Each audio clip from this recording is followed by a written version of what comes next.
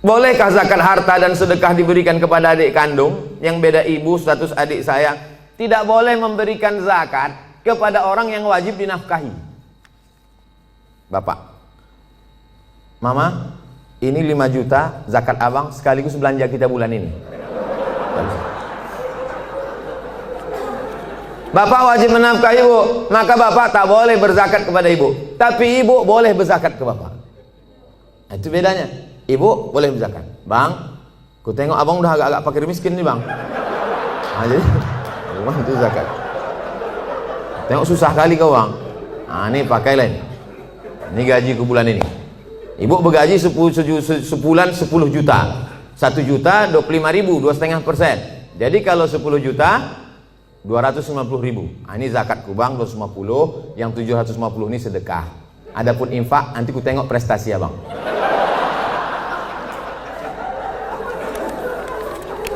Nah, kaedahnya tak boleh berzakat pada orang yang wajib kita nafkahi. Tak boleh berzakat kepada anak, karena anak itu wajib kita nafkahi. Nah, sekarang adik, apakah adik itu wajib kita nafkahi? Tidak.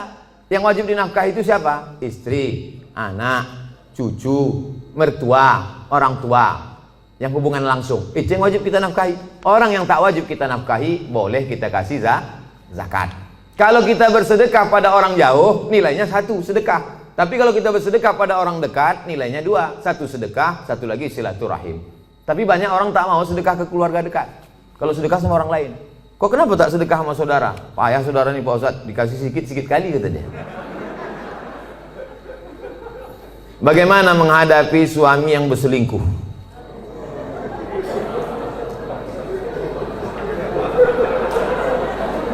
Udahlah dikasih zakat, berselingkuh pula. Ilaha illallah. Parah kali orang Medan ya. Ibu punya wali 6 orang. Jadi bukan ibu memanggil bapak itu dengan membawa centong sini bang, bukan gitu. Ibu punya wali 6 orang. Pertama ayah, yang kedua atuh opung, yang kedua abang ayah, yang ketiga adik ayah, yang keempat abang. Yang pertama ayah, yang kedua datuk opung, yang ketiga abang, yang keempat adik laki-laki, yang kelima abang ayah, yang keenam adik ayah. 6 wali ibu itulah yang menyelesaikan ini. Maka dipanggilnya lah, setan sini kau sebentar. Orang berselingkuh tuh mesti gitu manggilnya. Tak pula kita panggil kepada menantu kami silakan datang. Mana ya tengkuk dia. Kalau ada yang polisi, tentara situ, cabutkan pistol, letakkan di atas meja tuh, pang, letakkan, biar tahu dia. Walaupun tak ada pelornya. Ku dengar kau udah selingkuh. Kemarin tertangkap screenshot SMS. Ini dia kan, ini foto perempuan kan. Kau jangan macam-macam. Kau berhenti selingkuh. Kalau kau tak berhenti, nah, jadi kasih dia mop, di mop dia sikit. Nah, habis itu berhenti. Iya pak, aku stop nih. Ada berhenti dia. Tinggal lagi ibu. Mau ibu menerima barang second nih? Kalau ibu, kata ibu, Pak Ustadz, aku ikhlas menerima dia Pak Ustadz. Tak bisa aku berpindah ke lain hati Pak Ustadz. Terimalah dia. Tapi jangan sampai mulut ibu berkata bisa, tapi hati ibu tidak. Itu bahaya. Lain di mulut, lain di hati. Ada lagunya itu.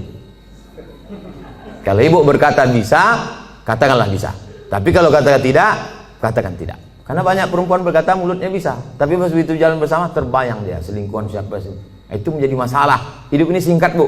Hidup ini singkat. Jangan sampai gara-gara ini terpengaruh kepada sholat ibu, ibadah ibu, kerja ibu. Oleh sebab itu pikirkan baik-baik. Kalau bisa, bisa. Ambil waktu agak seminggu, 2 minggu, 3 kali Jumat. Aku berpikir dulu. Gimana? Selesai. Apa pendapat pandangan Ustadz terhadap pandemik COVID-19 yang sekarang terjadi dan bagaimana menyikapinya? Itulah yang kuceramahkan sejam tadi.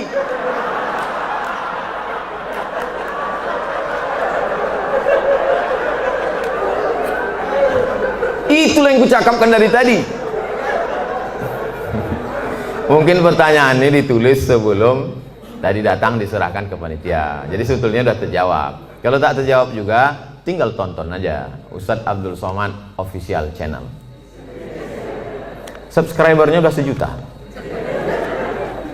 Mana tahu nanti dicarinya yang mana channel itu yang ada 1 juta. subscriber. Jika kita mengetahui bahwa pasangan hidup kita telah mengikuti ajaran Syiah, apa yang harus kita lakukan? Apa hukumnya? Perbedaan kita dengan Syiah ini 5. Yang pertama, Syiah wajib mengimani imam 12. Sedangkan rukun iman kita 5. Antumina billah wa malaikatihi wa kutubihi wa rusulihi wa yawmil akhir wa biqadri khairihi wa syarrihi. Sedangkan dia ada rukun imannya lagi, beriman kepada imam yang ke 12 imam. Siapa yang tak percaya kepada imam 12 kafir. 2, mereka mencaci maki sahabat Nabi. Karena kata mereka setelah Nabi meninggal itu mestinya penggantinya Sayyidina Ali. Lalu kata mereka Abu Bakar dengan Umar itu merampas khilafah Ali. Dan sahabat yang lain diam melihat kebatilan. Maka sahabat-sahabat Nabi itu kata mereka kafir. Yang ketiga, kata mereka ada Quran yang disebut dengan Mushaf Fatimah. Tebalnya 3 kali lipat daripada Quran ada kamu sekarang. Kenapa buktinya musabaqah tilawatil Quran mereka pakai Quran yang ada sekarang? Kata mereka, sebelum Imam Al-Qaim, mereka menunggu imam yang ke-12. Imam yang ke-12 itu katanya bersembunyi di Sirdap, di bukit di Irak, dalam terowongan. Itu mereka tunggu-tunggu, belum keluar lagi. Nanti kalau keluar imam yang ke-12 itu, dibawanya kitab yang asli, sementara yang asli itu datang, pakai aja yang KW ini dulu, kata dia. Yang keempat, mereka ada meyakini namanya taqiyah. Taqiyah itu, kalau di tengah orang ahlu sunnah, pura-pura dia ahlu sunnah. Kalau di sini banyak Muhammadiyah, pura-pura dia Muhammadiyah. Kalau di sini banyak Al-Wasliyah, pura-pura dia Al-Wasliyah. Kalau di sini banyak NU, pura-pura dia NU. Kalau di sini banyak ahlu sunnah, dia bilang Sunni. Kau ini Syiah apa Sunni? Aku Sunni. Kalau kebetulan banyak Syiah, kau sunnah apa Syiah? Aku Syiah. Kalau kebetulan situ 50-50, kau sunnah apa Syiah? Aku Susi. Susi, sunnah Syiah. Yang kelima, mereka ini menghalalkan nikah mut'ah. Nikah mut'ah itu bagian dari akidah keyakinan. Mut'ah itu artinya enak. Mut'ah itu artinya nikmat. Nikah mut'ah itu nikah kontrak. Jadi boleh nikah kontrak. Aku nikah mut'ah sama engkau dari jam 5 pagi sampai jam 5 sore dengan mahar 50.000 tunai. Sah. Dalam Islam tak boleh nikah mut'ah. Oleh sebab itu inilah perbedaan, 5 perbedaan menurut Syekh Ali Jum'ah, ulama besar. Kita berpegang teguh dengan ahlus sunnah wal jamaah. Kalau ada suami ibu atau istri bapak yang ikut golongan ini, ajak dia balik, bawa dia ke ketua MUI, bawa dia ke dokter Ardiansah Sekum MUI, supaya diceramahi dia, dibalikkan kepada ahlus sunnah wal jamaah. Karena tak mungkin bisa bersama. Antara NU Muhammadiyah masih bisa, antara Al-Wasliyah dengan Muhammadiyah masih bisa, karena masih sama ahlus sunnah wal jamaah. Apakah sah sholat jika kita tak tahu arti bacaan sholat tersebut? La sholat liman lam yaqra bi fatihatil kitab. Tak sah sholat kalau tak baca fatihah. Apakah disyaratkan tahu artinya? Tidak. Tahu secara global saja. Allahu akbar kabira walhamdulillahi katsira subhanallahi bukratan wa asila. Tahu secara global. Apalah arti doa iftitah itu? Allah Maha besar. Selebihnya yang kau tanya aku, macam tak ada lagi pertanyaan lain. Nah, gitu cara jawabnya kalau kita tak tahu. Habis itu Fatihah. Fatihah secara umum tahulah kita. Alhamdulillah rabbil alamin, arrahmanir rahim, maliki yaumiddin, iyyaka na'budu wa iyyaka nasta'in, ihdinas siratal mustaqim, siratal ladzina an'amta 'alaihim ghairil maghdubi 'alaihim waladdallin. Ayat begitu juga. Qul huwallahu ahadun illahus samad lam yalid wa lam yulad wa lam yakul lahu kufuwan ahad. Jadi andai tak tahu artinya tetap sah. Tapi kita berusaha untuk tahu. Maka belilah Quran yang ada terjemahnya. Ada terjemahnya, ada tajwidnya, ada asbabun nuzulnya, ada tafsirnya. 250.000. Jangan tawar-tawar lagi. Harga sepatu 500. Sepatu yang menjaga tapak kaki dari tai ayam 500 harganya. Quran yang menjaga diri dari api neraka. Quran waktu akad nikah dulu. Diletakkan di ruang tamu dalam peti kaca. Setiap tamu datang ke situ macam nengok kucing. Mana yang lebih diutamakan? Ibu atau istri? Ibu-ibu mesti berkata, aku milik suamiku, suamiku milik ibunya. Banyak yang mengangguk. Yang tak mengangguk, ragu dia. Aku milik suamiku, suamiku ini milik emaknya. Ibu kenal bapak ini kan setelah dia kerja, setelah dia 22 tahun, setelah dia tamat, setelah dia kuliah, setelah dia punya duit. Dulu waktu tapak kakinya 2 jari, panjangnya sejengkal, kenal ibu sama dia? Mana kenal? Oleh sebab itu muliakan dia dengan memuliakan ibunya. Bapak juga begitu. Bapak muliakan ibu bapak di depan istri bapak. Kehormatan, kemuliaan. Adinda, ini emakku. Tak ada mantan emak, mantan bini ada. Oleh sebab itu maka ini tak bisa dibenturkan, jangan dilagakan ini antara emak dengan ibu ini. Oleh sebab itu maka ini masa lalu, yang ini masa depan. Maka insya Allah bapak ibu bisa menjaga. Waktu kemudian kita menyampaikan nanti waktu bapak punya anak perempuan, bapak sampaikan itu, hai anakku, kau perempuan, kau punya laki, kau punya suami, suamimu itu punya emak. 3 kali nak Nabi menyuruh berbakti kepada dia. Jangan sampai mak tua umur 80 tahun datang ke rumah, nak mintalah duit kau 50.000, mak belum makan lagi. Apa kata si abang tuh? Sebentar ya mak, aku tanya biniku dulu. Kalau ada bapak yang begini, insya Allah selamat dari azab kubur. Saking kan menderitanya udah di dunia. Nah, oleh sebab itu maka jangan benturkan antara dua ini. Karena dua ini perempuan-perempuan yang luar biasa. Emak bapak dicium tapak kakinya masuk surga, istri bapak, anak-anak bapak masuk surga karena dia. Maka mereka adalah perempuan-perempuan yang luar biasa insya Allah.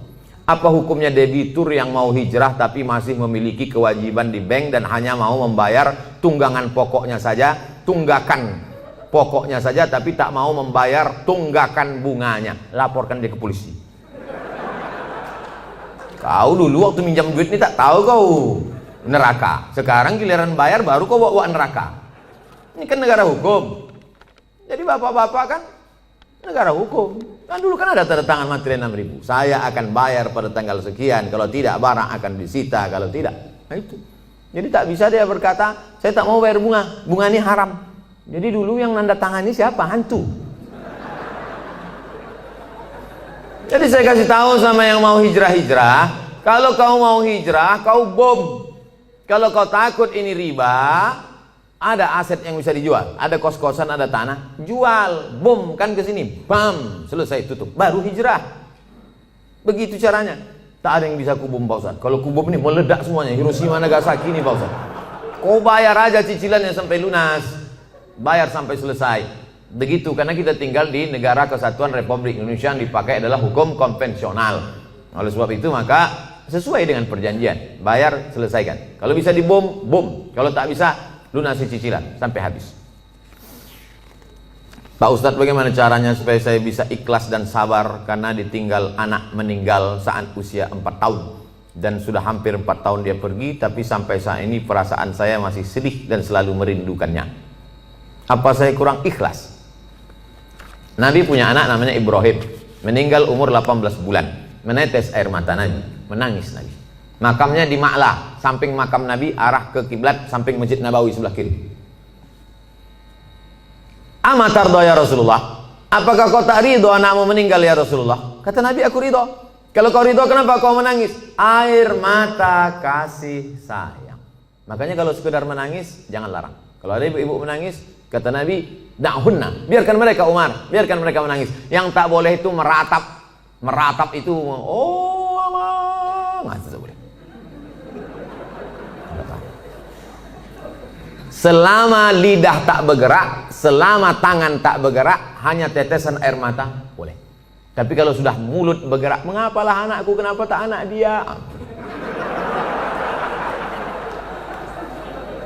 Lalu kemudian, laisa minna man darabal khudud wa syaqqal juyub. Bukan umat Muhammad SAW siapa yang memukul-mukul pipi, menarik-narik rambut. Itu tak boleh. Tahan tangan, tahan lidah. Ini yang pertama. Yang kedua, tak ada yang bisa menenangkan hati ini selain zikir dan baca Quran. Asal teringat kepada anak buah hati belayan jiwa itu, buka Quran. Hatamkan Quran dari Al-Fatihah, Al-Baqarah. Buka Quran digital baca. Asal terasa rindu, ingat bayangannya segala macam, ingat Quran. Yang kedua, banyak sedekah. Sedekah ke masjid. Saya mengenal almarhumah emak sudah setahun 4 bulan, orang tua sampai hari ini.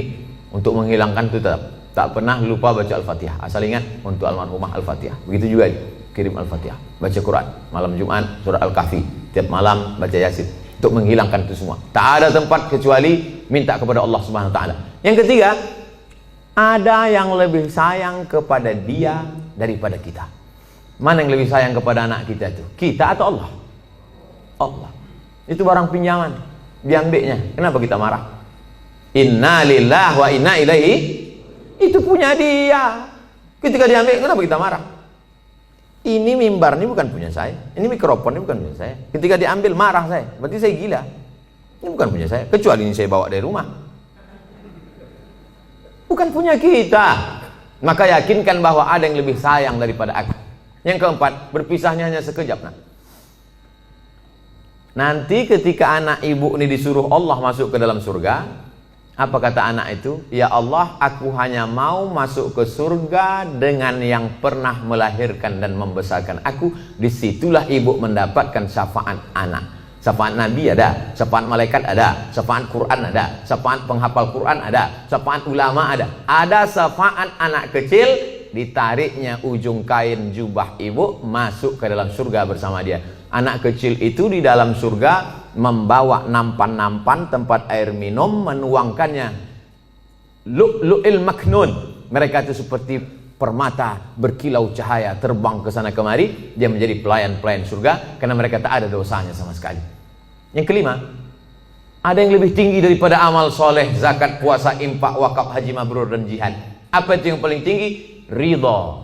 Orang yang sudah masuk surga itu ditanya Allah, kalian sudah dapat semua kenikmatan surga, apa yang belum? Ada satu ya Allah. Apa itu? Ridhakah? Kata Allah, yang dapat ridhaku cuma satu. Siapa dia? Orang yang ridha menerima ujianku. Ibu ridha menerima ujian ini, sabar ibu, maka ibu adalah orang yang masuk ke surga bersama anak itu. Mudah-mudahan kita semua sabar menerima ujian Allah Subhanahu wa taala. Amin. Ala hadhihi niyyah al-Fatihah. A'udzubillahi minasyaitonir rajim. Bismillahirrahmanirrahim. Alhamdulillahirabbil alamin. Arrahmanirrahim. Maliki yaumiddin. Iyyaka na'budu wa iyyaka nasta'in. Ihdinas siratal mustaqim, siratal ladzina an'amta 'alaihim ghairil maghdubi 'alaihim waladdallin. Amin. La tada'lana dzamban illa ghafartah. Pulang kami dari majelis ini dalam keadaan bersih dari dosa-dosa ya Allah. Wala aiban illa satartah. Tutupi cacat aib kami di hadapan-Mu, di hadapan manusia semua ya Allah.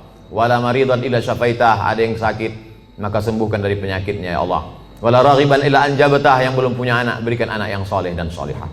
Wala mayitan illa rahimtah. Yang sudah meninggal dunia, lapangkan kuburnya, terangkan barzahnya, dan jadikan keluarganya termasuk orang yang sabar. Alladzina idza asabatuhum musibah, ketika musibah itu datang, lidahnya berkata inna lillahi wa inna ilaihi raji'un. Ulaika alaihim shalawatun min rabbihim wa rahmah wa ulaika humul muhtadun. Mereka yang mendapatkan rahmat kasih sayang Allah, mereka lah orang-orang yang mendapatkan hidayah. Allahumma dafa'na al-wala wal waba wal fasya wal riba wal zina wal munkar. Angkat malapetaka bencana, bil khusus wabah Covid-19 ini dari negeri kami, bil khusus dari Sumatera Utara ini ya Allah. Allahumma wafiqna lima tuhibbuhu wa tardah. Tanamkan taufik dan ridhamu dalam hati kami supaya kami beramal dengan amal yang Kau cintai dan Kau ridhai ya Allah. Allahumma rzuqna al-istiqamata ala syariatil gharra wa tariqatil bayda. Berikan kami istiqamah supaya kami mati dalam keadaan husnul khatimah. Allahumma ja'al akhira kalamina inda intihai ajalina. Ketika ajal kami sampai, saat malaikat maut mencabut nyawa kami, jadikan yang terakhir keluar dari mulut kami la ilaha illallah Muhammadur Rasulullah sallallahu alaihi wasallam. Rabbana atina fid dunya hasanah wa fil akhirati hasanah wa qina adzabannar. Wa sallallahu ala sayyidina wa maulana Muhammad wa ala alihi wa sahbihi wasallam walhamdulillahi rabbil alamin. Taqabbalallahu minkum minna wa minkum taqabbal ya karim. Selama lebih kurang 90 menit kita bersama, banyak tutur kata menyinggung perasaan tak berkenan di hati. Saya mohon maaf kepada Bapak Dewan Komisaris, Bapak-bapak Direktur, para karyawan pegawai semuanya. Insya Allah kita semua selalu menjaga iman dan Islam. Mohon maaf, terima kasih. Wassalamualaikum warahmatullahi wabarakatuh.